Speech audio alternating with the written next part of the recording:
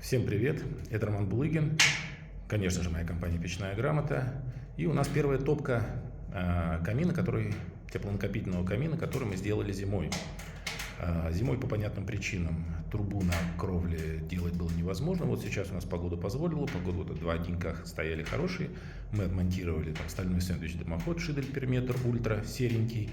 На фотках покажу, как красиво получилось. И, естественно, затопили. Вот это вот первая топка, показываю вам.